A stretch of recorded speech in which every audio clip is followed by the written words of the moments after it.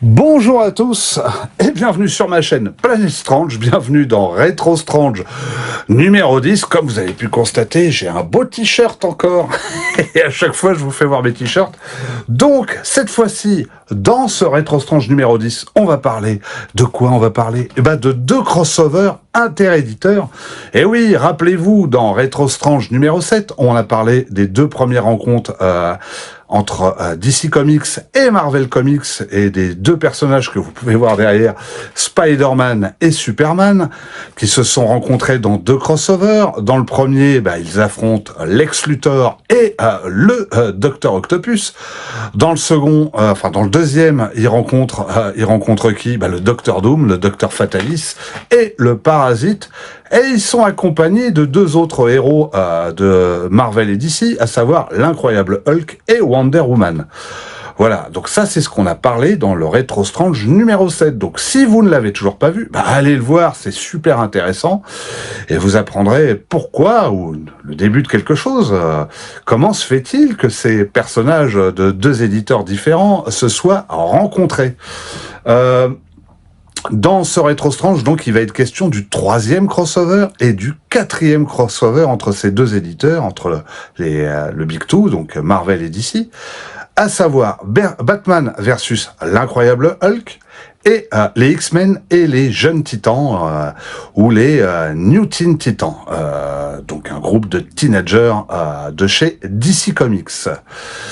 Mais on parlera aussi, on parlera évidemment du courrier des lecteurs de Strange et de Special Strange et de Titan et de Nova. Cette fois-ci, j'ai choisi une année révolutionnaire puisqu'il s'agira de l'année 1989. Donc, ça sera le courrier de Norman, très cher à Norman. Je lui dédie toujours cette rubrique, c'est hyper important. Je vous parlerai de mes derniers achats. On parlera aussi de l'actualité, puisqu'il en est question entre Marvel et DC, puisque les crossovers sont de retour, si vous l'ignorez. Ça y est, c'est reparti. Hop, comme en 40, deuxième vague de crossovers interéditeurs.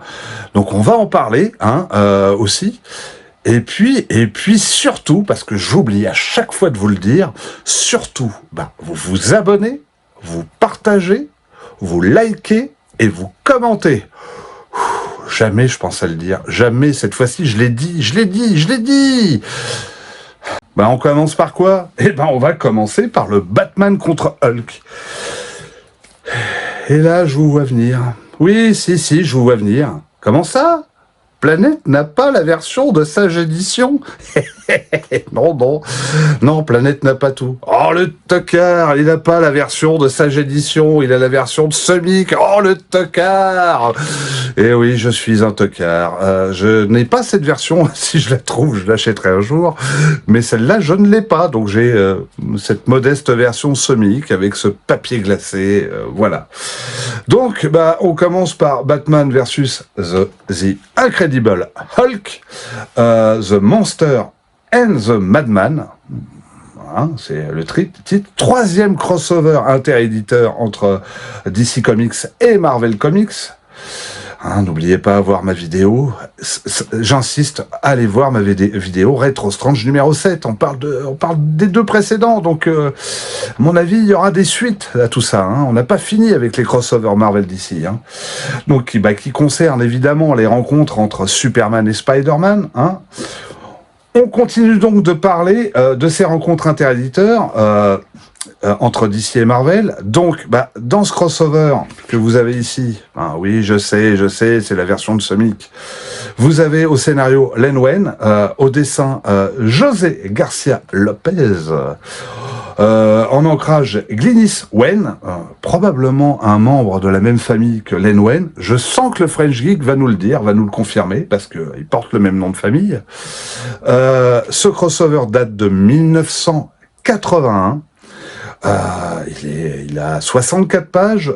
Il a été édité par DC Comics, DC Special Série 27. En France, il a été édité en 1982 chez Sage Édition. Donc j'en ai parlé dans la collection Superman et Batman numéro 5. Batman contre Hulk en 2003 chez Semic, collection Batman hors série, Batman contre Hulk. Mes petits gars, ne désespérez pas parce que quelque chose me dit qu'on n'est pas à l'abri d'une réédition. Suivez mon regard. Enfin, mon pouce. Vous voyez ce que je veux dire? Parce que ce que vous voyez derrière, je l'ai acheté il n'y a pas longtemps, donc ça vient d'être réédité en VO. Et on en parle après les deux crossovers, parce que je pense qu'il y a beaucoup de choses à dire sur cette actualité. Et donc, je vais vous raconter cette histoire, un petit résumé quand même. L'histoire. Afin de se guérir, Bruce Banner rejoint la Wayne Company pour travailler dans sa division de Wayne Research sur une machine à rayons gamma qui doit être présentée à une exposition. L'intervention du Joker afin de voler la machine pour en faire une arme meurtrière va provoquer la transformation de Banner en Hulk. Batman tente de déjouer le Joker, mais la présence de Hulk va compliquer les choses. Le Joker réussit à s'enfuir en laissant derrière lui le Chevalier Noir et Jambe de Jade s'affronter dans un combat dantesque. Confronté à une maladie incurable, le Façonneur des Mondes, qui a le pouvoir de transformer un rêve en réalité et qui est un ennemi de Hulk, demande au Joker de lui ramener la machine gamma afin de se guérir. En contrepartie, le Façonneur des Mondes promet au Joker la possibilité de réaliser tous les rêves du Joker. Et à mon avis, les copains, ça peut pas être sans conséquences tout ça. Après la rencontre des deux principales têtes d'affiche du Big Two, à savoir Superman et Spider-Man dans les deux précédents crossovers, oui, parce qu'à l'époque, Superman était plus populaire que Batman. Et si, c'était comme ça, hein. Nous passons aux deux autres super-héros en termes de notoriété du moment, à savoir Batman et l'incroyable Hulk. Ce dernier avait déjà fait une apparition dans le deuxième crossover entre Superman et Spider-Man, avec la présence aussi de Wonder Woman, voire mon Rétro Strange numéro 7. Allez le voir si c'est pas encore fait, on en parle évidemment. Pour Batman, quant à lui, c'est bien sa première apparition sur ce type de crossover. La notoriété de Batman en France va être boostée par la diffusion de sa série télé sur la deuxième chaîne de l'ORTF à partir du 29 avril 1967. Il faudra attendre 1984 sur Canal+ pour revoir la série décalée de l'Homme Chauve-souris. Notons que dans cette série télé, un crossover eut lieu entre Batman et le Frelon Vert. Si, vous imaginez un petit peu quand même Bruce Lee qui combat Robin. Robin qui combat Bruce Lee. C'est assez incroyable quand même. Enfin, le Frelon Vert et Kato referont aussi une très brève apparition dans un gag à tiroir de la série Batman. Quand Batman et Robin escaladaient un immeuble, il leur arrivait de rencontrer des figures emblématiques du show business, ou aussi beaucoup de personnalités de la chaîne. Créé par William Dozier d'après le comics du même nom de Bob Kane et Bill Finger, la série aura 3 saisons, de 1966 à 1968, avec 120 épisodes de 25 minutes. Plus un film de 105 minutes, sorti en 1966. Elle marquera les esprits et sera un franc succès grâce à son ton décalé et à son second degré. La série reprendra la galerie de vilains classiques du comics, comme le Joker, Catwoman, le Pingouin, le Mystère, le Chapelier Fou, Mr. Freeze, et aussi quelques personnages originaux pour la série, comme Crâne d'œuf, rien à voir avec l'ennemi de Ant-Man, interprété par Vincent Price. Vincent Price, vous voyez qui c'est ? Mais si, quand même, Vincent Price, la voix off dans l'album de Thriller, sur le titre de Thriller de Michael Jackson, Vincent Price, l'homme au film d'horreur et d'épouvante, Je suis une légende, la première adaptation de Je suis une légende. Voilà, si vous voyez pas qui c'est, tapez son nom, vous le retrouverez sur Google.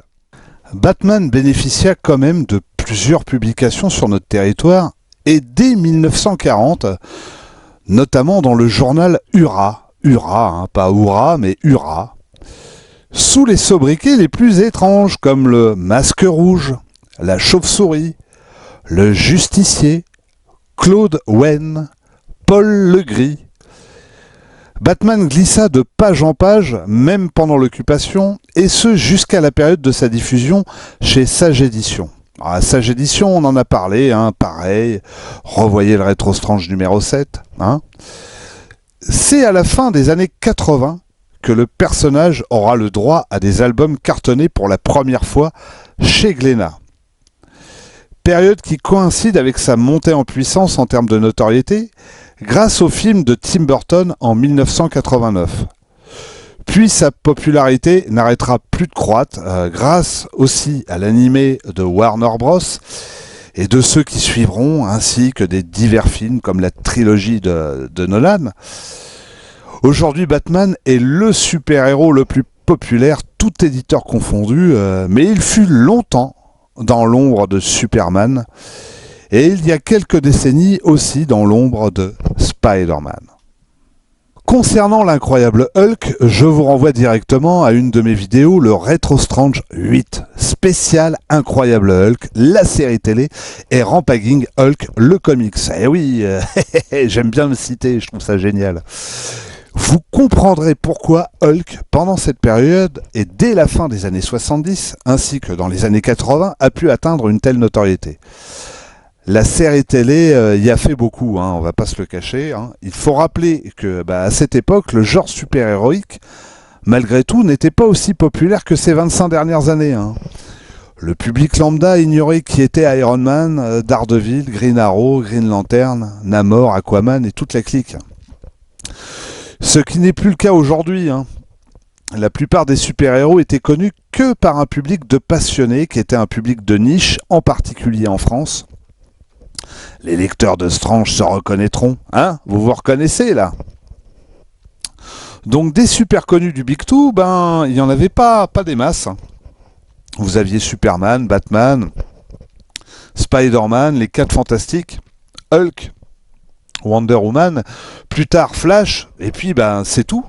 Et tout ça grâce à quoi? Grâce au grand écran et au petit écran, évidemment. Côté éditeur, c'est Aredi Artima qui publia Hulk quand il n'apparaissait pas dans les séries des autres. Par exemple, éditer les séries des autres, c'était chez Lug. Donc, chez Aredi Artima, c'est dans divers formats poche qu'on pouvait le retrouver, aussi dans les albums Gamma, les albums géants, la collection Flash, puisque Aredi Artima, c'est aussi la maison de Flash, le super-héros. Rappelons aussi, dans les deux cas, que le merchandising joua un rôle important, en particulier chez Migo Corporation, avec ses poupées. J'avais Batman et sa Batmobile téléguidée, et Spider-Man, Superman et l'incroyable Hulk. Comme Barbie, on pouvait les mettre à poil. Ouais, je sais, il faut peut-être que je consulte. Réunir ces deux héros peut avoir du sens quand on connaît l'aspect tragique de leur histoire. Si ce crossover reste coloré et divertissant, ton de son époque, on peut y percevoir la tragédie inhérente du Dr Banner, toujours en cavale, soumis à ses transformations incontrôlables en Hulk et toujours à la recherche d'un moyen de se guérir. Cette rencontre, dans sa base de départ, aurait pu parfaitement être un épisode télé de l'incroyable Hulk. Le drame personnel de Bruce Wayne? Tiens, Bruce Wayne et Bruce Banner. Marrant, non? Ils ont le même prénom, c'est curieux. Donc, le drame, dis-je, personnel de Bruce Wayne lui amène une empathie sur le triste sort du Dr Banner. Côté vilain, comme je l'ai dit, on retrouve le Joker, pire ennemi de Batman, mais aussi le façonneur des mondes. Personnage oublié aujourd'hui qui fit sa première apparition dans Hulk 155 en 1972. Il mesure 5,50 m, il n'a pas de jambes et pèse 5,6 tonnes. Le façonneur des mondes est un être interdimensionnel né il y a plusieurs millions d'années d'un cube cosmique créé par des ingénieurs Skrull. Les lecteurs des albums Gamma le connaissent, ainsi que ceux qui ont lu le journal Nova à la même époque quand il rencontra les 4 Fantastiques. Des deux précédents crossovers, celui-ci pour l'instant se classerait, selon moi, troisième derrière eux. Et vous, vous, si vous l'avez lu, moi j'aimerais bien savoir ce que vous en avez pensé de ce crossover 100% Bruce, parce que là, on peut pas dire autre chose. Alors dites-le et n'hésitez pas à le mettre dans les commentaires aussi pour le prochain crossover dont on va parler. J'espère que ça vous a plu, cette présentation de ce crossover. Donc, on passe au courrier des lecteurs, très cher à Norman. Donc, j'ai choisi deux Special Strange, le 62 et le 65. Je me suis dit, on peut pas toujours faire la même tranche d'année, donc on va faire quelque chose d'un peu plus récent. Donc, à l'époque, Special Strange était bimestriel. Celui-là date de mai 1989 et celui-ci de novembre 1989. Le prix était à 16 francs. Donc vous pouvez voir l'inflation quand même, si vous vous souvenez des tarifs début 80. Vous allez voir, ça a bien grimpé, le prix des Special Strange. Dedans, on a toujours deux épisodes des X-Men, un épisode de Long Shot, et le Marvel 2-in-1 qui continue. En tout cas, c'est dans le Special Strange 62. Dans le 65, on a, je crois, à peu près le même contenu, si je dis pas de bêtises. Je dis des bêtises, on a 3 épisodes des X-Men et un épisode de la mini-série Submariner, dessinée par Namor, dessiné par Rick Buckler, qui retrace un peu tout le parcours. On revient en arrière et on raconte un peu toute l'histoire de Namor. On va commencer par lire ce courrier. Alors, pour lire ce courrier, évidemment, on se moque pas, parce qu'on vieillit. Eh oui, on n'est pas immortel. Je suis pas comme Thor, moi. J'aurais bien fait de nettoyer mes lunettes. Ça m'aurait fait gagner du temps. N'oubliez pas, partagez, commentez, likez. Abonnez-vous. C'est important dans la vie quand même. Si vous voulez que la chaîne tourne. Alors, qu'est-ce qu'on a dans ce Special Strange numéro 62 ? Donc il faut que je retrouve le courrier. Dans tout ça, c'est pas le tout. Oh là là, il faisait de la pub pour Alf et Garfield. Vous vous rendez compte ? Il y avait... je vous le fais voir vite fait quand même. C'était encore une belle époque. Les X-Men étaient dans leur période australienne. C'était pas non plus... c'est pas la période que je préfère, loin de là. On va pas... Voilà. Et le courrier des lecteurs n'était pas encore le billet des X-Men. Il y avait encore la chose dessus, en train de se prendre un bourre-pif. Donc, on va commencer par la lettre de Thomas H. De Elancourt, dans les Yvelines. C'est un petit gars de chez nous, ça, de la région parisienne. Maintenant que me voilà en première, à bientôt 17 ans, et que, comme ce fut toujours le cas d'ailleurs, je lis toutes sortes d'autres BD en essayant de les apprécier au mieux. Je ne peux manquer de vous écrire à cause aussi de ce qui va suivre. Les adultes en général, et les parents en particulier, et même les camarades d'école, dont on redoute les moqueries, tendent toujours à vouloir dire que la BD sont pour les enfants, les gamins, et dans les BD, que mes parents ne rejettent absolument pas, on pense que les comics books et autres revues de poche dont vous faites partie ne sont pas de vraies bandes dessinées, ou qu'elles sont des BD de bas étage. En fait, tout ce qui vient d'outre-Atlantique en matière de BD est plutôt mal accueilli dans la tradition franco-belge de la BD, à part peut-être les strips des grands journaux.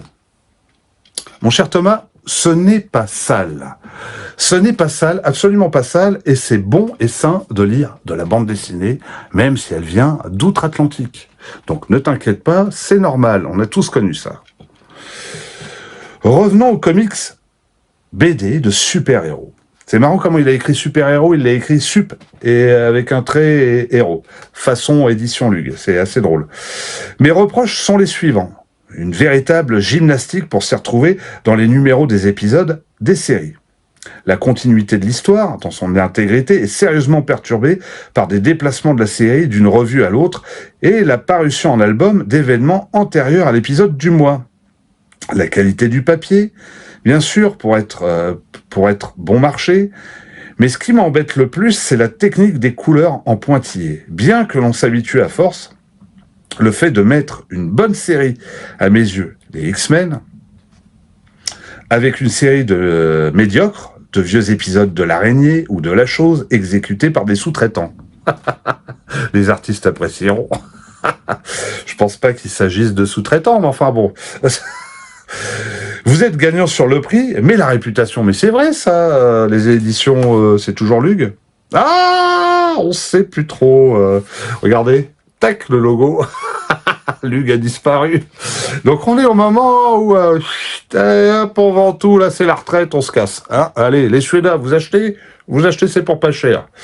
Quand on voit le travail qu'ils ont fait après, ces Suédois, ils sont peut-être bons hein, pour fabriquer des armoires, mais certainement pas pour des revues comme Strange. Hein. Revenons aux X-Men. Ils sont les plus humains des héros de vos publications. Faibles et forts à la fois. Claremont les met toujours dans des situations précaires d'où ils ne sortent jamais vraiment triomphants.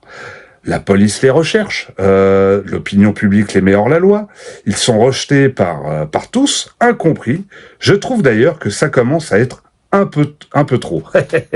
La victimisation aussi à outrance. Hein. Les pouvoirs des mutants ne devraient pas disparaître comme cela à tout jamais. Fait-il référence à Tornade? C'est écrit dans leur gène depuis leur naissance. Et si l'on peut les neutraliser, leurs pouvoirs sont toujours là, à l'état latent. Du moins, cela me semblerait logique. Réponse des éditions O. Des éditions collection super-héros. Le problème que vous posez entre la BD dite de prestige et la BD de bas étage est réel et nous ne saurions vous répondre. Dans cette classification, il y a beaucoup de snobisme. Paf, les parents, ah, Tintin, il n'y a pas que ça. De médiatisation et en effet, le heurte de deux traditions. Peut-être y aura-t-il un jour aussi un snobisme du comics book. En fait, la BD est un genre populaire sans aucun sens péjoratif et nous la publions comme telle, du mieux possible, compte tenu en effet de la qualité du papier. Le support peut être plus beau, mais ce qui compte, c'est la valeur des auteurs. Voilà la réponse des éditions Ex-Flug, Futur Semic. On passe donc à Jérôme C. de Faugère. J'espère qu'un jour, j'aurai un de mes lecteurs, de quelqu'un qui a écrit un courrier qui me répondra sous mes commentaires, ça me ferait vraiment plaisir. Spécial Strange est d'un bon niveau, surtout grâce aux X-Men, qui m'épate de 2 mois en 2 mois. Ça oui, puisque c'est bimestriel. Ouais, vous suivez pas, hein. Norman, faut suivre, hein, de 2 mois en 2 mois. Il m'arrive de me demander, mais pourquoi Claremont n'a-t-il pas fait en sorte que les choses aillent bien pour les mutants? Il est con celui-là, il n'y aurait plus d'histoire. Puis je me reprends et comprends que la série n'aurait plus d'intérêt. Ah, là, brin de lucidité quand même. Longshot, ou Longshoot, commence bien grâce à Arthur Adams. J'avoue que la mini-série était plutôt sympa. Après, l'associer avec les X-Men, c'est assez étrange, il n'est pas mutant, mais bon. Par contre, La Chose est la série la moins bonne publiée par vous en ce moment. Ce qui était vrai quand même sur les derniers épisodes qu'ils ont publiés dans Special Strange. D'ailleurs, ils ont sorti le dernier intégral Marvel 2-in-1 où on a les épisodes, je crois les derniers épisodes, où on commence à avoir les derniers épisodes publiés dans Special Strange et c'est assez, ça écorche les yeux quand même. Hein. Benji ne se plaît et ne me plaît que parmi les Fantastic Four. C'est pourquoi je demanderais carrément qu'on ôte cette histoire. Bah oui, t'as raison, Jérôme. Faut ôter quand ça plaît pas. J'ai d'ailleurs une proposition à faire aux lecteurs. Pourquoi ne pas terminer Longshot et en publiant 2 épisodes à la fois. Puis Fallen Angels par 2 épisodes. Donc Fallen Angels, si vous vous souvenez pas, c'était publié dans Titan. C'était une équipe, je crois qu'ils avaient appelé ça les Égarés. On retrouvait différents personnages Marvel, des nouveaux mutants, puisqu'il y avait Solar et Warlock, l'extraterrestre. On retrouvait, et ça on va en parler à la fin, de Devil Dinosaur et Moonboy. On avait 2 crustacés, un vert et un autre d'une autre couleur, dont un qui se fait écraser par le T-Rex. et puis d'autres personnages que j'ai oubliés. Et ils étaient tous chapeautés par l'ennemi, le deuxième ennemi des X-Men dans leur chronologique, à savoir le Fantôme. Donc c'était une bande un peu d'égarés et de voleurs, ni plus ni moins. Donc, en supprimant la chose, évidemment, cela constituerait toujours un magazine à plusieurs histoires, selon les normes, et ça permettrait par la suite de pouvoir publier Daredevil. Ce qui est amusant, c'est que plus tard, Daredevil va rejoindre les pages de Special Strange, que chacun regrette et dont l'apparition en album viderait nos étroits porte-monnaie. Les récits complets sont superbes, en particulier Fantastic Four contre les X-Men, dont la couverture seule est un chef-d'œuvre. Bogdanov et Austin se complètent admirablement, mais la qualité n'atteint pas celle de Machine Man qui fut sublime. C'est vrai que c'est un super récit complet Marvel, ce Machine Man. Les albums Top BD sont bien en général, quoique un peu courts. Ah, j'allais oublier. Thor, le petit dernier. Sa rentrée est bonne, j'espère que ça continuera malgré une saturation financière. Et oui, parce qu'on commençait à redire, Artima s'était cassé la gueule. Semic récupérait énormément de séries finalement qui étaient publiées chez Arodi Artima, et la suite c'est qu'ils ont développé pas mal de trucs quand même. Donc réponse des éditions on sait plus qui c'est. Dans Special Strange 63 de juillet, vous trouverez 3 épisodes des X-Men et le début d'une série limitée consacrée au Prince des Mers.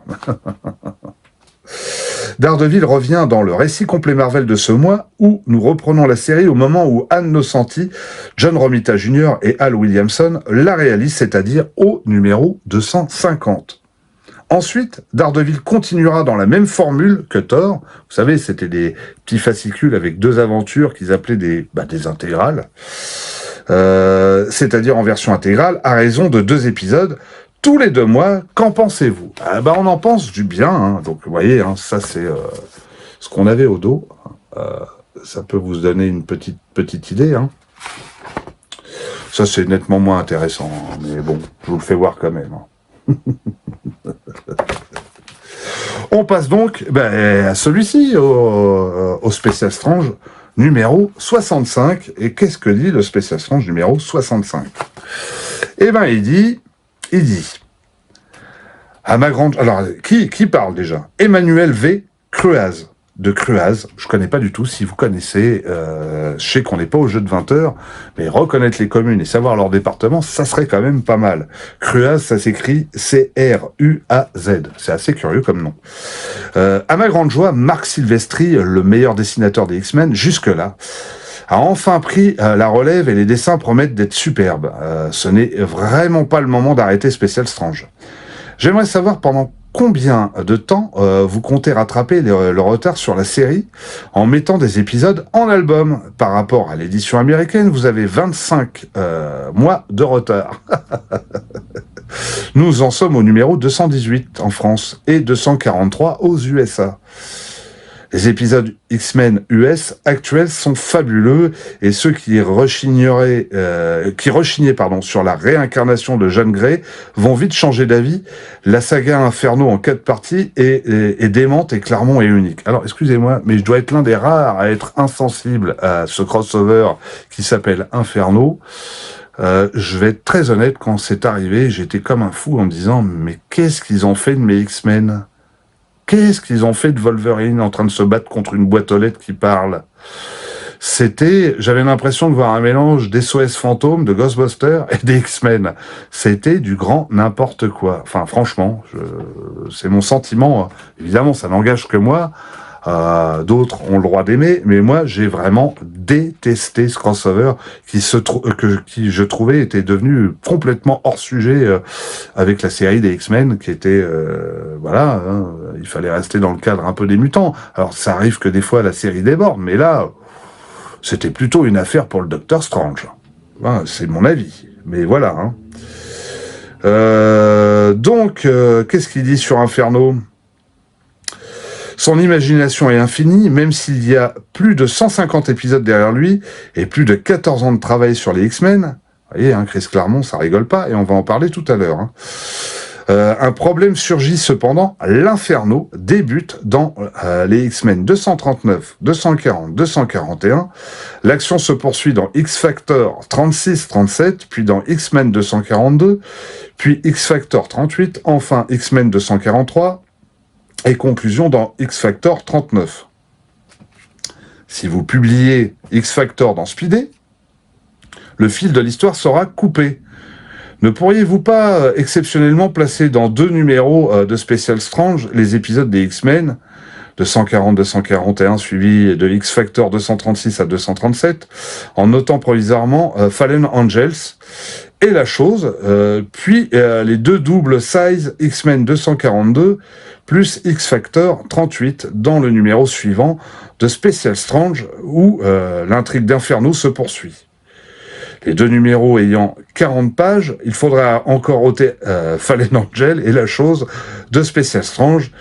Et enfin, dans le dernier Special Strange, faire suivre X-Men 243 et X-Factor 39. Et il nous fatigue Emmanuel là, V. À la place du 2e épisode des X-Men habituels. Ayant cette fois-ci de la place pour Fallen Angel et la chose, qu'en pensez-vous? C'est bizarre, mais il me semblait que Fallen Angel s'était publié dans Titan et pas dans Special Strange. Confirmez-moi dans les commentaires, parce que j'ai pas le souvenir que c'était publié dans Special Strange. Ou alors il y a un truc qui m'a échappé. Enfin bref, réponse des éditions Semic. Et là, ça y est. Là, c'est officiellement Semic. Ça rigole plus. Les Suédois sont dans la place. Oui, Inferno est un casse-tête. Nous en passerons la plus grande partie dans Factor X. Nous publierons dans Special Strange les X-Men jusqu'au numéro 241 et dans Factor X, X-Men 242 et 243. La chronologie des épisodes sera ainsi à respecter. Il nous a fatigués, là, Emmanuel. Manu, tu nous as fatigués. J'enchaîne avec une jeune femme, Carole C. de Pilat-sur-Mer. Et ben alors là, on va lire son courrier. Ça fait plaisir, c'est tellement rare quand on a une jeune fan plutôt qu'un jeune fan des comics et de Strange et de Special Strange. Comme pour beaucoup d'autres, ma série préférée est Les Étranges X-Men. Je trouve les scénarios de Claremont géniaux. Mon personnage favori, c'est Ororo. On ne parle jamais ou presque d'elle dans le courrier, pourtant elle est, avec Serval, le noyau de l'équipe. Cette déesse devenue femme m'a séduite dès le premier regard. C'est le cas de le dire. En effet, si je fais partie de vos fans, c'est grâce à elle. Un magazine dépassant de la pile de BD destiné à faire patienter m'a attiré. On pouvait voir les pieds et le bas de la cape noire avec une lisière, c'est ça, un liseré jaune de notre déesse. Cela m'a intrigué, je regarde le magazine, le coup de foudre. Oui, le coup de foudre pour cette femme dans les bras de Fatalis. Ah oui, je vois de quelle couverture il s'agit, je l'ai en t-shirt. Si belle, si intrigante avec ses cheveux de lune et sa peau d'ébène et cet habit. Moi qui à cette époque me mettais à créer des héros qui tenaient du super-héros, je jurais de reprendre l'habit.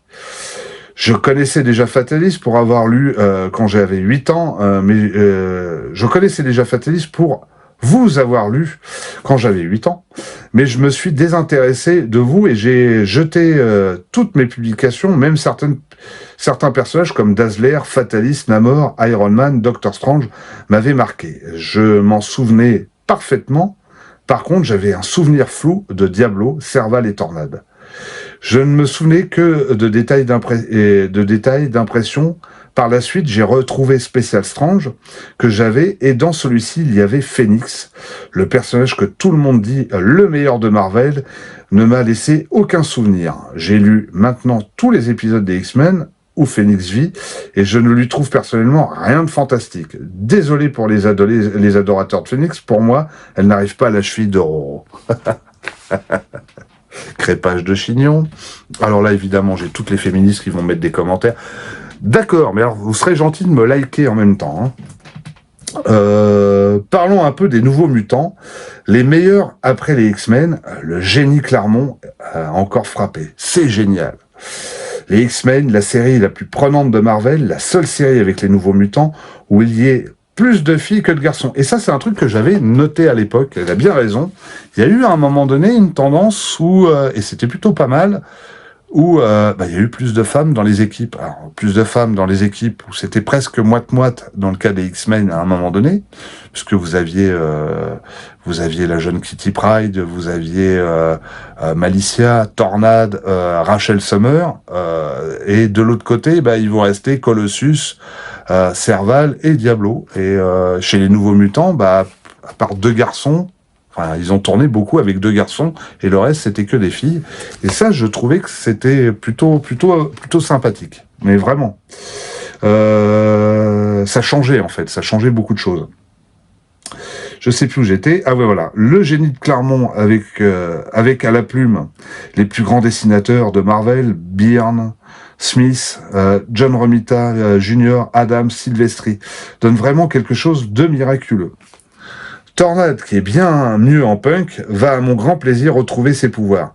Malicia, la méchante reconvertie, est l'une des plus compliquées des X-Men, avec sa personnalité double, Malicia d'Anvers. Cela donne plus de piquant au personnage, d'autant plus que j'adore Carole d'Anvers. Serval, le dur au grand cœur de la bande, est vraiment génial. Psylocke est pas mal, mais un peu gnangnan. C'est normal, c'est une anglaise. L'arrivée de Dazzler promet d'être fracassante. Quant à Longshot, sa naïveté le rend adorable. Alors c'est simple, hein, entre la gnangnan et le naïf, on est plus sympa avec les hommes quand même, hein, ma petite Carole. Hein, va falloir se calmer. Hein. Oui. Kitty est sauvée par Fatalis, heureusement pour elle, et Colossus va s'en sortir, mais je crois que pour Diablo, 3 points de suspension. Ma chérie, tu découvriras plus tard que ils ont formé Excalibur. Les gens sont idiots de dire que vos publications sont stupides et qu'elles sont pour les cancres, comme semble dire le magazine I Love English. Pour lui, l'image du cancre, c'est celui qui lit un comique. Si on savait ça. Réponse des éditions suédoises. Vos lettres à tous, remplies d'analyses fouillées et intelligentes, prouvent que vous n'êtes pas des cancres. Bientôt, on le sent venir, il y aura un snobisme de la bande dessinée anglo-saxonne et des comics.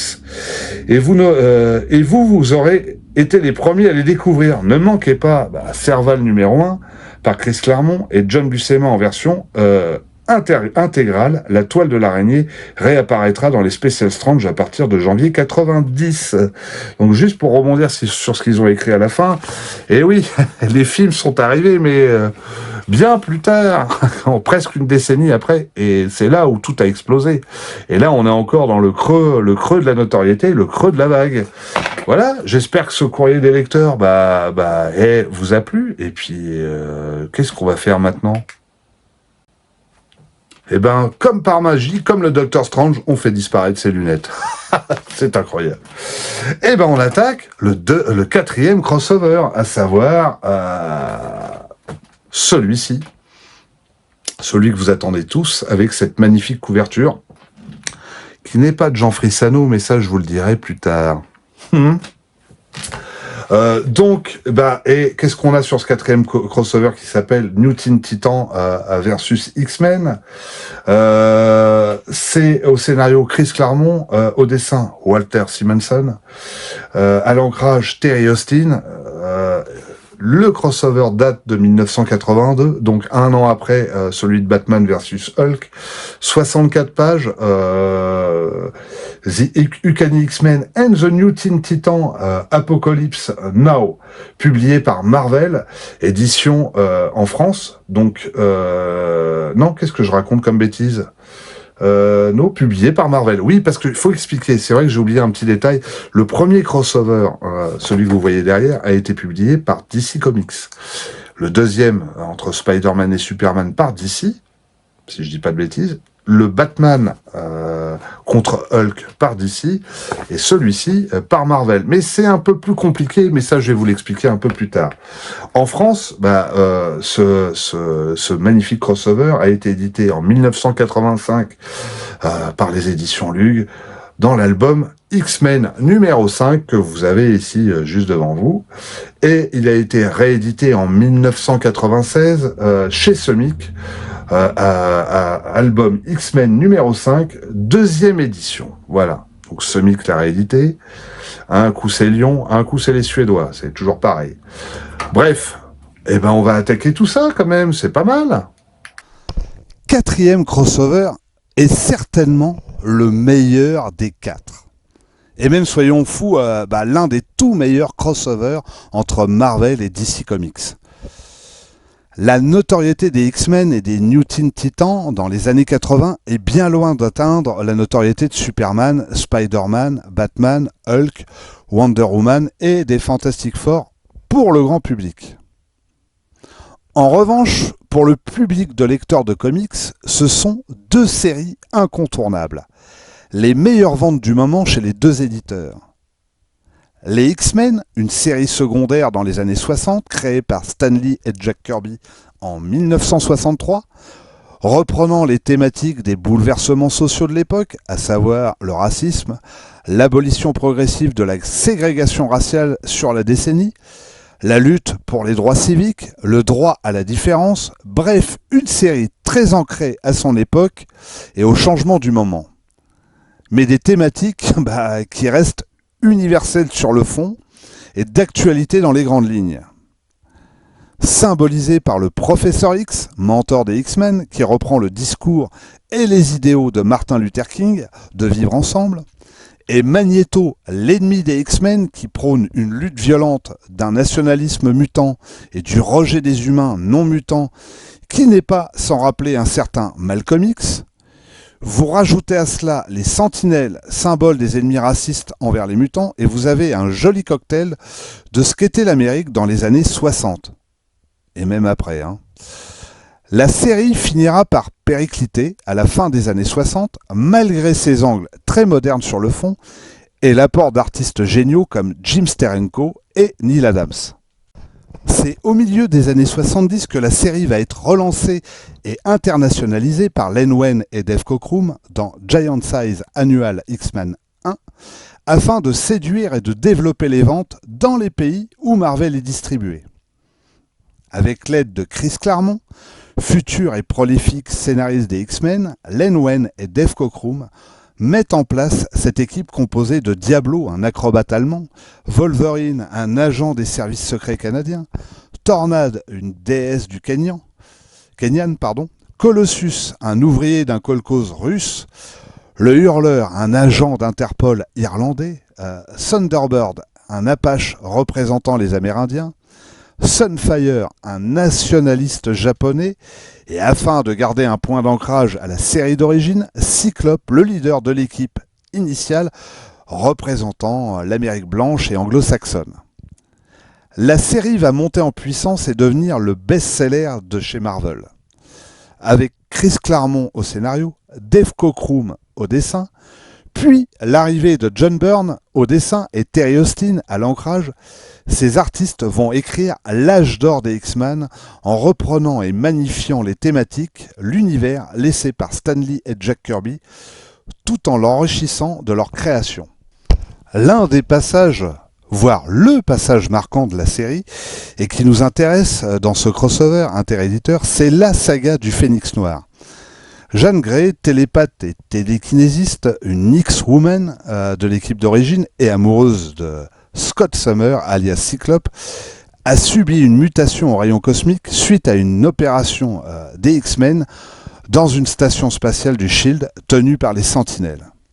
Devenant Phénix, Jean Grey se retrouve avec des pouvoirs incommensurables qui vont lui permettre, dans un premier temps, de sauver l'univers, mais perverti par un vieil ennemi des X-Men, le cerveau, Phénix va détruire une étoile afin de se nourrir et en même temps faire un génocide planétaire, corrompu par le côté obscur et bloqué dans un premier temps par les pouvoirs mentaux du Professeur X, qui conscrira sa nouvelle personnalité et ses nouveaux pouvoirs.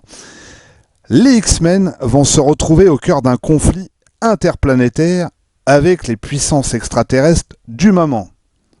L'Empire Kree, l'Empire Skrull et l'Empire Shi'ar ont jugé nécessaire de tuer Jean Grey pour les crimes commis et la menace qu'elle représente.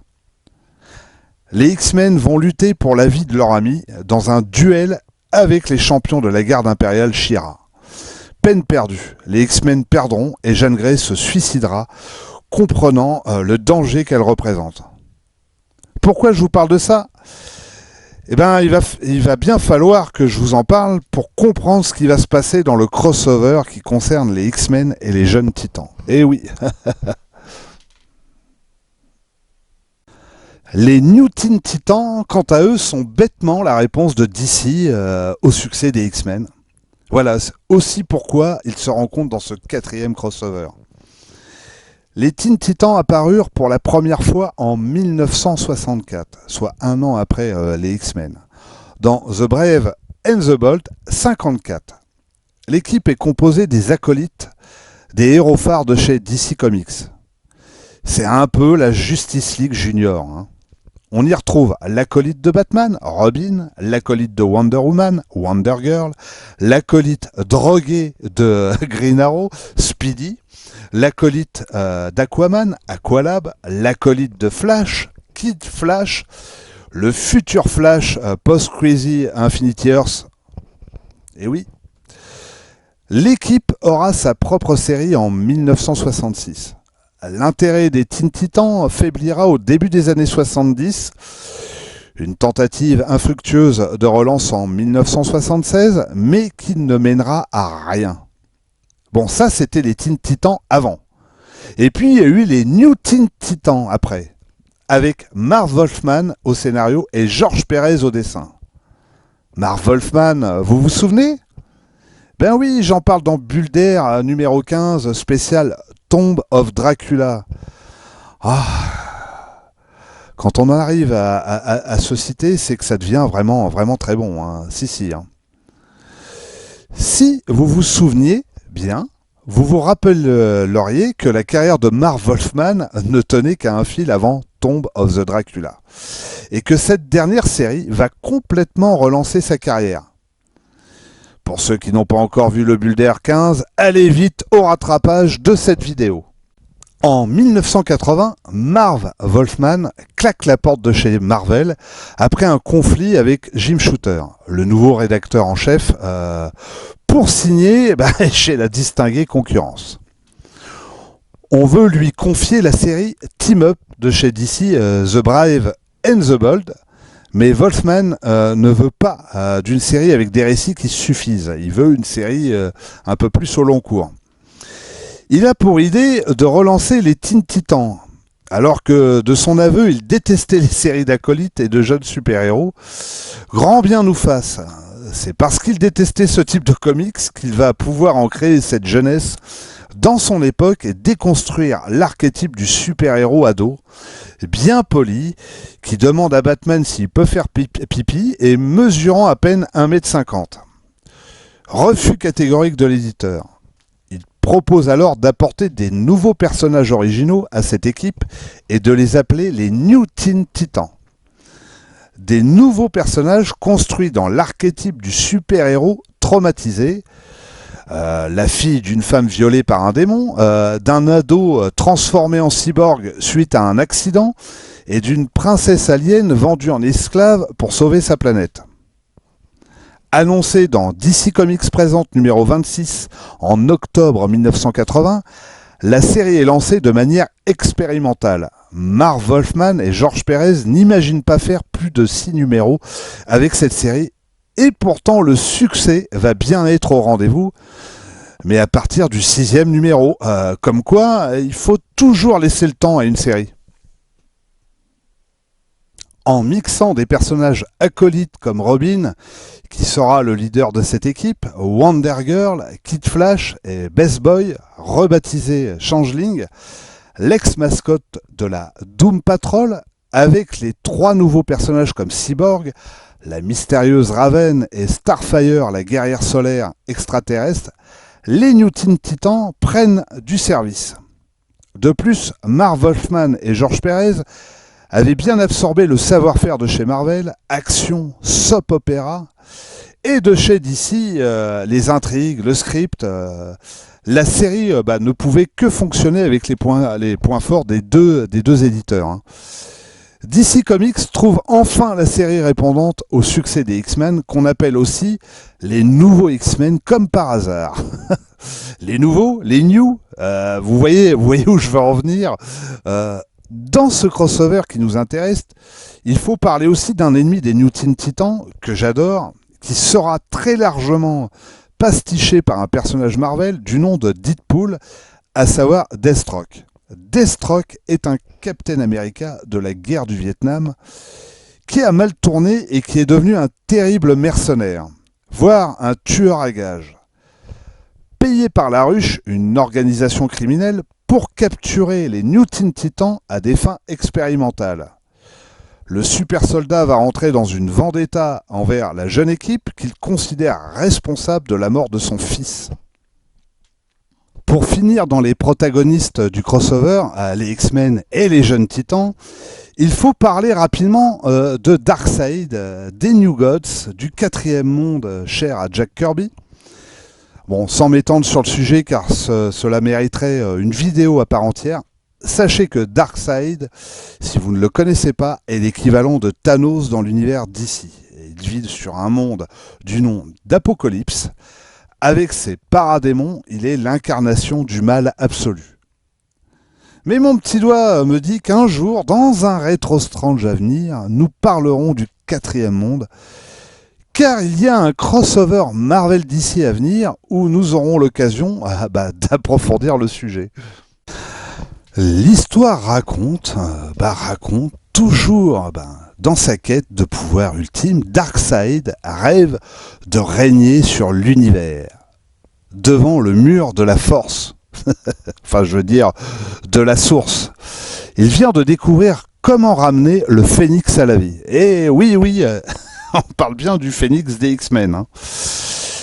Il conclut un marché avec Metron, un New God mystérieux, l'un des 2 témoins avec le grand maître chez Marvel, qui sait que l'univers Marvel et DC se sont percutés et que ils s'en souviennent, à contrario de tous les autres personnages du Big Two. À venir un jour, le crossover ultime Avenger versus JLA, hein, qui fait que toutes ces rencontres sont canon chez Marvel et chez DC. Metron donc lui confie un appareil capable d'absorber des résidus psychiques contre le pouvoir de traverser le mur de la source. Les X-Men vont vite être la cible des paradémons de Darkseid qui viennent collecter les souvenirs de Phoenix. Dans la tour des Titans, Raven est réveillé par une vision où le Phénix noir consume l'univers sur son passage. Starfire, transfuge extraterrestre, reconnaît la menace et l'entité du Phénix noir et somme les Teen Titans d'enquêter à l'école des X-Men. En 1982, Jim Shooter et Dick Giordano, tous les 2 rédacteurs en chef dans l'ordre de Marvel et DC, décident de lancer une série irrégulière intitulée Marvel and DC Present, réunissant les 2 succès du moment chez les 2 éditeurs, à savoir les X-Men et les New Teen Titans. Le 4e crossover sera réalisé par Chris Claremont, le prolifique scénariste attitré des X-Men, et plus étonnant, Walter Simonson au dessin. Dessinateur chez Marvel sur la série Star Wars et futur immense dessinateur sur la série Thor et plus tard X-Factor. Alors pourquoi ce choix ? Tout simplement parce que George Pérez n'était pas disponible car il travaillait sur un autre crossover entre les 2 éditeurs. Le Marvel and DC Present numéro 2, qui ne verra jamais le jour pour cause de friture de communication entre Shooter et Giordano. Pérez préparait la rencontre entre la Justice League et les Avengers. 21 pages ont été faites pour cette rencontre entre les 2 plus grosses équipes du Big Two. Mais le projet sera tué dans l'œuf et la brouille entre Marvel et DC durera 12 ans avant que l'on revoie un crossover entre les 2 maisons et 20 ans avant de voir la Justice League versus Avengers qui canonisera ces rencontres. Il était donc logique au départ que le scénariste des X-Men, Chris Claremont, et le dessinateur des New Teen Titans, George Pérez, collaborent sur ce projet des X-Men et des New Teen Titans. Il n'en sera rien. Walter Simonson, fan des deux séries, va nous enchanter avec un style qui n'est pas sans nous rappeler un célèbre artiste français de science-fiction, Philippe Droyer, probablement rencontré au détour d'un métal hurlant ou d'une convention. Certains éléments dans le dialogue évoquent l'avenir avorté des crossovers DC Marvel, quand Robin parle de prévenir les Avengers ou la Justice League face à Darkseid et au Phénix Noir. On voit déjà la volonté des deux éditeurs d'ancrer ça sur la durée et de préparer la suite avec les Avengers et la Justice League qui aurait sûrement dû, peut-être, je ne sais pas, rencontrer Darkseid. Pour ma part, ce crossover est une véritable Madeleine de Proust, car à l'époque j'étais en pleine période des deux séries. Je lisais aussi bien les X-Men que les New Teen Titans. Voir Wolverine ou Serval, comme on l'appelait à l'époque, se battre contre Deathstroke, un vilain pas si vilain que ça, me subjuguait. D'ailleurs, il est étonnant de voir Deathstroke collaborer avec Darkseid dans cette aventure. En effet, il reste un mercenaire qui a certes une vengeance à assouvir envers les Titans, mais qui n'est pas non plus suicidaire pour travailler avec une entité extraterrestre néfaste pour sa propre planète. Les autres moments sympas, la relation naissante entre Changeling et Kitty Pryde, la jeune cadette des X-Men, ou la méthode labiale de communication de Starfire envers Colossus pour apprendre le russe. Diablo s'empressera de parler très vite allemand pour espérer avoir ce type d'échange. Les enjeux, le scénario de Chris Claremont, l'émotion en revoyant Jeanne Grey en Phénix, la couverture française incroyable de l'album 5 des X-Men du très rare Christian Goulsal, les dessins de Walter Simonson, font de ce crossover l'un des meilleurs, voire peut-être le meilleur crossover entre Marvel et DC. Enfin, en attendant le Justice League versus Avengers. Bon, j'espère que toutes ces deux présentations de ces intégrales vous a plu. Il y aura des suites, évidemment, on s'arrêtera pas là. Je vais continuer d'explorer ces crossovers interéditeurs entre Marvel et DC pour arriver évidemment à l'ultime crossover qui est Justice League of America versus Avengers, qui est le crossover qui rend canon un peu toutes ces rencontres, à part peut-être quelques exceptions. C'est là où c'est un peu délicat de l'analyser. Oui, on va tendre à aller vers cette présentation de crossover, mais en sachant quand même que, alors même si je les ai quasiment tous, à part celui qui n'a pas été édité en France, à savoir le Green Lantern versus Silver Surfer, je ne pense pas présenter tous les crossovers Marvel et DC, mais au moins on va dire les plus marquants, ceux qui ont marqué. Comme vous le savez, ce 4e crossover va interrompre cette relation entre Marvel et DC pendant un certain temps, avant de redémarrer dans 2 crossovers qui seront réunis dans un récit complet Marvel chez Semic, qui concerne le Punisher et Batman. Donc c'est là où ça va repartir, la collaboration va repartir. En général, les deux éditeurs collaborent quand les ventes s'effondrent, aussi bien chez l'un et chez l'autre. Donc en ce moment, on arrive à ce retour, si vous avez suivi un petit peu l'actualité, d'où la réédition en version originale de ce crossover. Il va y avoir la réédition du 2e crossover que j'attends d'ailleurs, qui est commandé, entre Spider-Man et Superman. Et il va y avoir un crossover, une 3e rencontre entre Spider-Man et Superman, qui va sortir au courant de cette année, toujours en version originale. Alors à quel moment ça va être édité en français, ça je ne sais pas. En revanche, ce que je peux vous dire, c'est que ces rencontres, elles ont déjà démarré. Elles ont déjà démarré puisque déjà en fin d'année dernière, on a ce que vous pouvez voir derrière, la rencontre entre Batman et Deadpool. Donc vous avez ces deux éditions. Donc notez quand même que c'est inversé en fonction de l'éditeur. Là, vous avez donc ça. Si Deadpool, le nom est au-dessus, et Batman en dessous, ça, c'est la version Marvel. Donc, c'est l'édition Marvel, avec plein de petits récits à l'intérieur.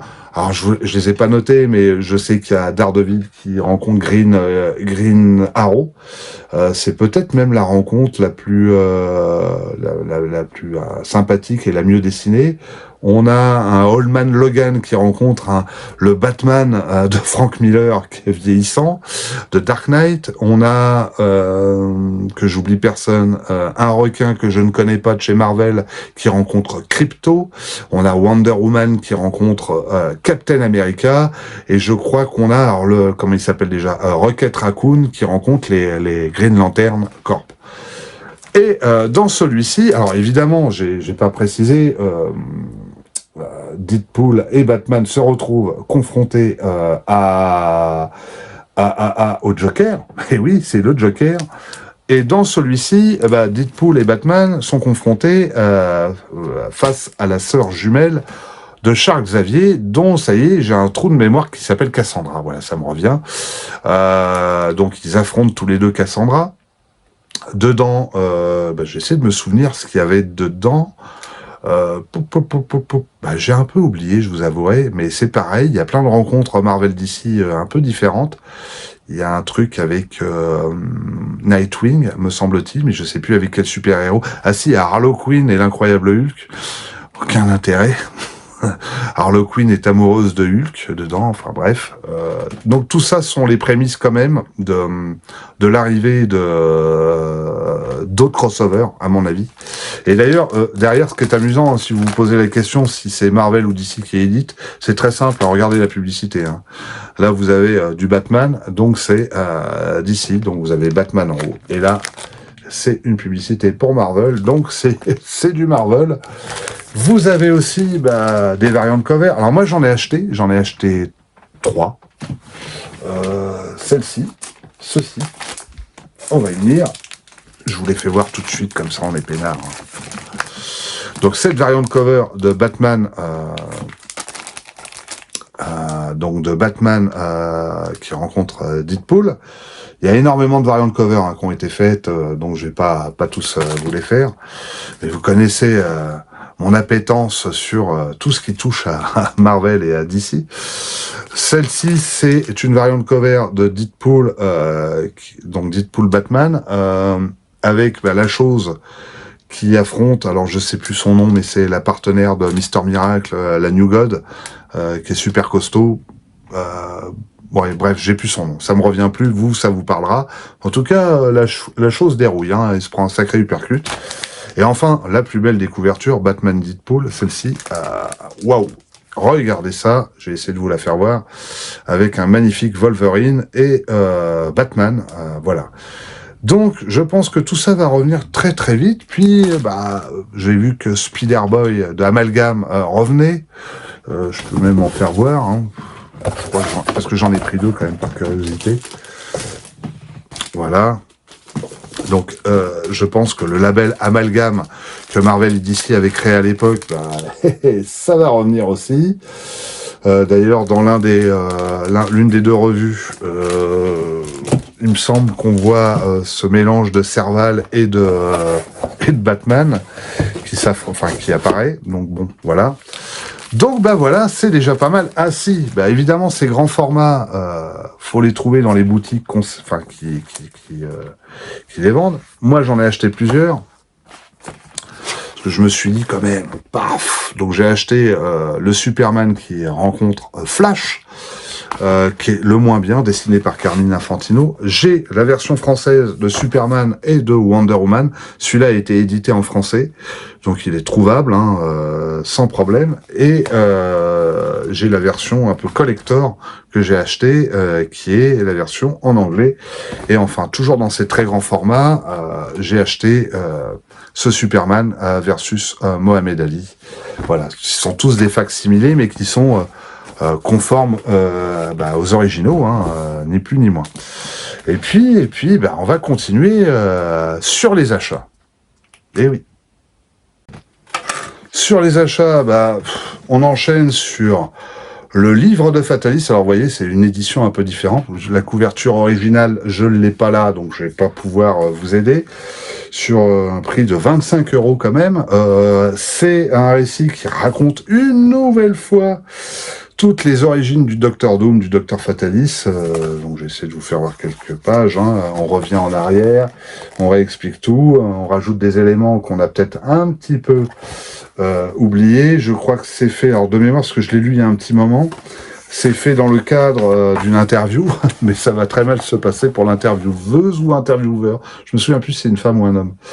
Voilà, donc on revient un peu en arrière. Et ça reprend un peu la trame du récit de Stan Lee et Jack Kirby qui était paru dans les années 60, en rajoutant des éléments plus saillants et plus conformes à ce qui est arrivé par la suite pour le Docteur Fatalis. Je crois qu'il y a un passage qui est pas mal fait. Attendez, j'essaie de retrouver où c'est, où on voit son visage. Et oui, regardez ça. C'est quand même pas mal. Voilà, donc ça c'est trouvable aussi actuellement. Est-ce que mon édition telle que j'ai là est encore trouvable? Je ne sais pas du tout, mais bon, voilà. On enchaîne avec un ouvrage, mais alors magnifique. Alors moi j'ai pris une variante cover, alors avant de perdre les ex-libris, parce qu'on veut pas les perdre. Voici ce que j'ai acheté. Alors c'est vrai que là les Daredevil en format comme ça, là en format de luxe, c'est pas mal. Donc c'est En fer glacé, Daredevil en fer glacé, par Charles Soule et Steve McNiven. Eh ben écoutez, je ne connaissais pas le dessinateur, je suis mais complètement emballé par les dessins. Alors c'est quoi le principe? Le principe est simple, c'est un peu ce qu'ils avaient fait pour le Batman Dark Knight de Frank Miller. On a un Daredevil vieillard, vieillissant. Ça a été fait aussi un peu dans l'esprit dans Old Man Logan. Plus ou moins fait aussi sur le Punisher, mais c'était pas quelque chose de vieillissant, le Punisher, mais on arrivait à la fin de son récit. Ça avait été déjà raconté. Là, on est sur un Daredevil qui est vieux, vieillissant, et qui a perdu ses pouvoirs et qui est là véritablement aveugle. Son ennemi de Caïd est mort. Il est seul. Il travaille dans le social. Il est plus avocat. Voilà, c'est un peu tout le parcours. Et le New York qui est présenté est un New York en décrépitude. Crépusculaire, j'ai envie de dire. On sent que ça va être compliqué. Et un vieil ennemi, très vieil ennemi de Daredevil va ressurgir, encore plus fou et sadique que avant. Et j'aime autant vous dire que vous allez découvrir le destin de certains personnages Marvel, destin assez étonnant, le destin de Steve Rogers et le destin de Frank Castle, du Punisher. Waouh! Et le Frank Castle, il a pris cher, je vous le dis tout de suite. Et puis par contre, il y a un mystère, puisqu'il rencontre Elektra, et je vous avoue que je n'ai pas bien compris pourquoi elle était toujours aussi jeune. Alors, est-ce que c'est lié à sa résurrection avec la main et qu'elle serait immortelle? Ça, c'est quelque chose qui m'a peut-être un peu échappé à l'époque. C'est possible. En tout cas, elle apparaît comme si de rien n'était, toute jeune, toute fraîche, et les autres sont tous devenus des vieillards décrépits. Et puis, elle apparaît, puis elle disparaît. Et là, moi, j'étais là, j'ai fait, mais je ne comprends rien, en fait. Pourquoi? Est-ce que c'est un fantasme de Matt Murdock? Est-ce qu'il l'a rêvé?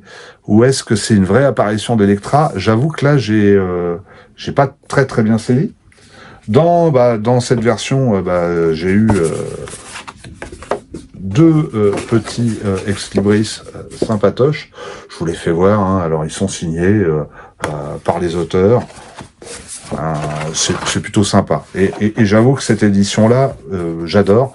J'en connais un qui s'appelle Fred, des comics de Fred, qui à mon avis va se l'acheter. Et je lui conseille fortement, je pense que ça va lui plaire. Lui qui est fan de Daredevil, tu ne seras pas déçu, Fred. Allez voir sa chaîne, allez voir les comics de Fred. Ensuite, on reste dans les principes de luxe. Vous avez le Hulk gris de Jeff Lobb et de, ça y est, j'ai un trou de mémoire, Tim Sale, pardon, excusez-moi. C'est le troisième, puisqu'on avait eu le yellow de Daredevil, le bleu de Spider-Man. J'ai adoré le yellow de Daredevil. Je trouvais que revenir un peu sur les premiers épisodes de Daredevil pour les développer, oui, c'était nécessaire parce que, franchement, à l'époque, si vous relisez les récits d'origine, on survolait vraiment Daredevil et Matt Murdock. Là, ça y est, c'est plus approfondi, c'est plus intéressant. Autant j'ai trouvé que c'était inutile sur Spider-Man, ce qui a été fait. Autant là, sur l'incroyable Hulk, bon, c'est plutôt anecdotique. Donc au niveau scénario, on revient vraiment sur les tout premiers épisodes de Hulk, suite à sa transformation. Ce qui serait sa première rencontre face à Iron Man. Alors, moi, je pensais que c'était dans Avengers qu'ils s'étaient rencontrés la première fois. Là, on découvre que non. Bon, enfin, bref. Il reste quand même, à travers tout ça, à travers ces ouvrages, c'est les dessins de Tim Sale, quoi. C'est des œuvres d'art à part entière.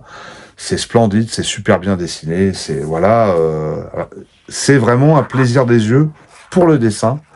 En plus, il se permet quelques clins d'œil un peu au comics book d'origine, notamment le passage où Hulk défonce la Jeep, la Jeep des GI américains. Ça nous renvoie au Hulk numéro 1, quoi. Voilà. Donc, moi, je vous conseille aussi, si vous l'avez pas, c'est un très bel ouvrage. On passe un peu à l'indé maintenant, c'est bien gentil, mais on a dans la gamme Unamid Geiger, le volume 3 qui vient de sortir. Alors, je ne vais pas vous résumer le volume 3, ni le volume 2. Je vous invite à voir le bulle d'air qui est consacré à Geiger, que j'ai fait il y a 2-3 ans sur le premier volume. Sachez que c'est un héros c'est un super-héros post-apocalyptique, un survivant de l'Holocauste nucléaire qui est devenu un homme radioactif, qui a des barres de graphite dans le dos pour se refroidir et pour redevenir normal, et qui est capable d'exploser dans une fureur d'énergie nucléaire. Voilà. C'est si vous aimez la série Fallout ou le jeu Fallout, vous retrouverez, je trouve, énormément de choses communes. Évidemment, la série Fallout et la série télé et Geiger évoluent dans un univers post-apo, post-nucléaire. C'était clair qu'il y a des vases communicants. Quand vous regardez la série Fallout et que vous lisez Geiger, vous êtes dans le même univers, dans le même genre d'univers. Donc vous ne serez pas déçus si vous aimez ce type de série.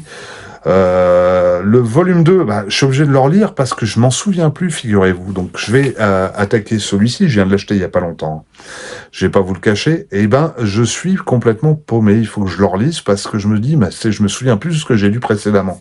Donc ça m'oblige à lire le tome 2 pour lire le tome 3. Et c'est aussi toujours le même reproche que je fais, c'est-à-dire qu'on a affaire à des séries où faut attendre un an pour avoir la suite, quoi. Et c'est un peu embêtant parce que moi, du coup, je perds le fil. Voilà. Donc, je vais relire le tome 2, c'est pas grave, c'est un plaisir, c'est fait pour ça aussi.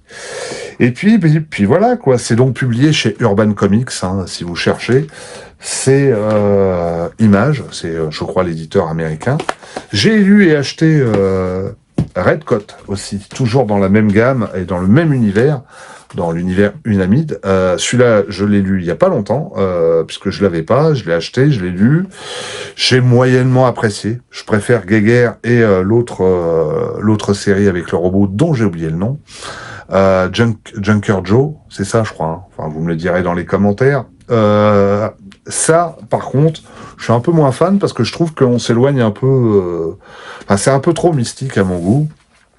Ça parle de quoi ? Ça parle de Simon Pur. Alors, Pur, voilà, je sais pas si je le prononce bien. C'est un soldat britannique. On est en pleine guerre d'indépendance des États-Unis. Donc, c'est une tunique rouge. Vous pouvez le voir sur ce costume, qui est plutôt je vais pas dire pochetron, mais même s'il picole pas mal, ceci dit, poltron. C'est plutôt un poltron qui préfère fuir plutôt que mourir. Et des fois, cet homme a du bon sens. Et Et en fait, bah, il va faire une rencontre un peu malheureuse. En fait, tout en se cachant, il va découvrir une espèce de société secrète, une secte, qui est en plein rituel mystique, et il va interférer par accident dans ce rituel et se retrouver immortel. En fait, en gros, c'est un peu ça son histoire. Et puis voilà, et on va le suivre, là notamment dans ce volume 1, qui s'appelle Einstein et l'immortel, on va le suivre à la fin du 19e siècle, donc presque un siècle après, oui, un siècle après sa transformation. Ce qui me gêne un peu là-dedans, mais bon, c'est les codes un peu des comics aussi et de la bande dessinée, c'est le fait qu'un siècle après, il est toujours en tunique rouge. Tout ça, j'avoue que ça m'échappe un peu. Je sais pas, moi je serais immortel, je changerais de vêtements au bout d'un moment, mais bon, au-delà de ça, il quitte pas les bistrots, il quitte pas les restaurants, il a jamais une thune sur lui. Le personnage est plutôt rigolo. Et puis, il peut pas quitter les États-Unis, sinon il meurt. C'est-à-dire qu'en fait, il perd son immortalité.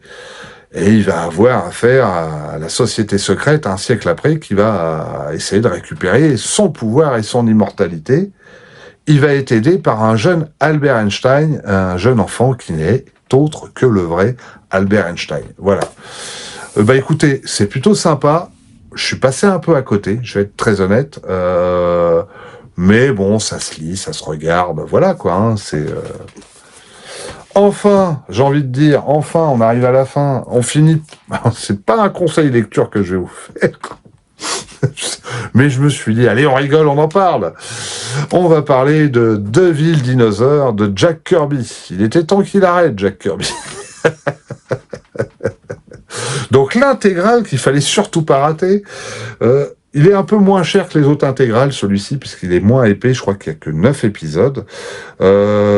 Issu d'une terre parallèle, préhistorique, Devil Dinosaur est à l'origine un lézard vert géant. Oui, alors en fait, il est rouge parce que il s'est fait cramer, Pépère. Il s'est fait cramer, donc du coup, il est devenu tout rouge, le T-Rex, quoi. Il va être sauvé par un homme des cavernes, qui est plutôt un homme des cavernes, quoi, mais très très velu, hein, avec une pilosité très élevée, qu'on appelle Moonboy. C'est des personnages, si vous avez lu la série Fallen Angel, qu'on retrouvait justement dans cette série, Fallen Angel. C'est lui qui écrase l'espèce de crustacé. Un grand moment quand même de solitude. Quand j'ai lu cet épisode, j'étais là, j'ai fait, mais c'est n'importe quoi. Enfin bref, passons. Jack Kirby, en fait, s'est inspiré pour créer Devil Dinosaur de Kamandi. Et oui, il a fait un Kamandi inversé. Puisqu'on fait un Kamandi qui vit dans le futur, on va faire un Kamandi qui vit dans le passé, à l'époque de la préhistoire. Dans cette intégrale, Devil Dinosaur et Moonboy vont franchir une barrière transdimensionnelle et débarquer dans notre monde pour un épisode, ce qui expliquerait pourquoi ils arrivent à venir dans notre monde. Moi, je pensais que c'était des créatures du passé, mais en fait, pas du tout. Ce sont des êtres d'une autre dimension. Ça explique ce côté un peu loufoque. Voilà, je ne vous conseille pas de lire Devil Dinosaur, sauf si vous êtes un très très grand fan de Jack Kirby, et que vous vous dites, ouais, mais moi je veux tout de Jack Kirby. Voilà, faut le prendre. Maintenant, je le conseille à personne d'autre. C'est là où je me dis quand même, en intégrale, on a quasiment tout publié, les gars, là. On a tout publié. C'est fou, ça, quand même. Il nous reste quand même 2-3 trucs, quand même, plus intéressants que David Dinosaur. Panini, allez, faites-nous Shang-Chi, là. Ça serait trop top. Je trouve qu'il manque par rapport à tout ce qu'on a eu jusqu'à présent. C'est la série qui est en plus qui est plutôt de bonne facture et de bonne qualité pour l'époque. Et j'aimerais bien relire du Shang-Chi plutôt que du Devil Dinosaur ou du Dazzler. Voilà. C'est dit. Et puis voilà, c'est tout. Je crois qu'on a fait le tour, les copains. C'était vachement bien. On a fait un bon Retro Strange. Qu'est-ce que je peux vous dire de plus? Ah si, abonnez-vous. Likez, commentez, partagez, et je crois que j'oublie rien, hein. Et après ça, qu'est-ce que je peux vous dire de plus? Si. Gros poutou, gros bisous, et puis n'oubliez pas, le parigo, vaut mieux l'avoir sur YouTube. Bisous à tous. J'ai dit bisous à tous.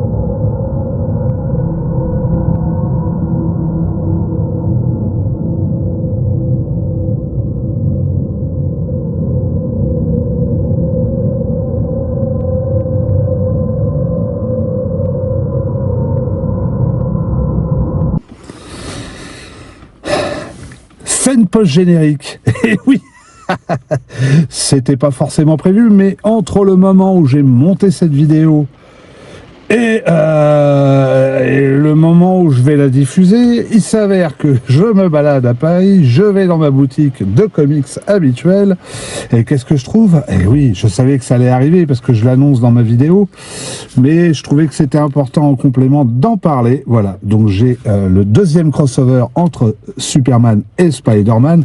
Alors c'est le fameux crossover où Hulk et Superman se foutent sur la tronche, hein, voilà. Donc j'en ai parlé dans le Rétro Strange numéro 7 si vous voulez plus de détails. Vous voyez, hein, ça on voit, ça commence déjà à envoyer un peu de bois là, vite fait, bien fait. Voilà, donc il y a aussi Wonder Woman dans ce crossover. Vous avez aussi évidemment le Parasite et le Docteur Fatalis. Voilà, donc c'est sorti en grand format. J'en attends un deuxième format, le format on va dire plus classique. Donc j'ai pris cette couverture, cette variante cover.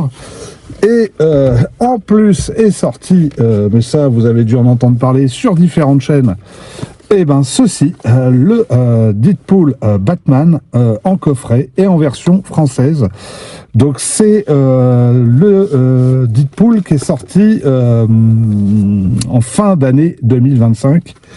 Le Deadpool Batman en fin d'année 2025. Et dedans, qu'est-ce qu'on a? Et ben dedans, on a quelques bricoles, hein, on va pas se le cacher. Il y a, alors ça, on s'en moque un peu, mais il y a du poster, comme vous pouvez le voir. Je vais pas forcément vous le...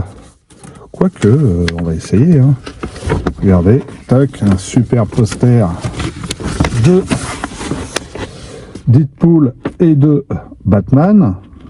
Et tac, ça c'est de la scène post-générique, ou alors je n'y connais pas. On a aussi un autre poster qui m'a l'air d'être sensiblement le même. Ah non, il est un peu différent. Je vais essayer de vous le faire voir aussi. Toc et toc. Voilà. Ceci. ça vous donne une idée. Et puis, bah, évidemment, à l'intérieur, nous avons le comics en question, en version française, dans un format un peu cartonné, mais pas dur. C'est pas du hardcover. On retrouve la couverture originale. Alors, il faut savoir qu'il y a énormément de couvertures qui ont été faites. Bah voilà, hein, c'est une présentation peut-être que je vous ferai à l'occasion sur une vidéo pour les deux crossovers de Deadpool Batman et Batman Deadpool qui vient de sortir. Voilà. Et je crois que je vous ai fait le tour, les copains. Et puis bah, très très vite. Et n'oubliez pas, cette fois-ci, le Parigo, vaut mieux l'avoir sur YouTube.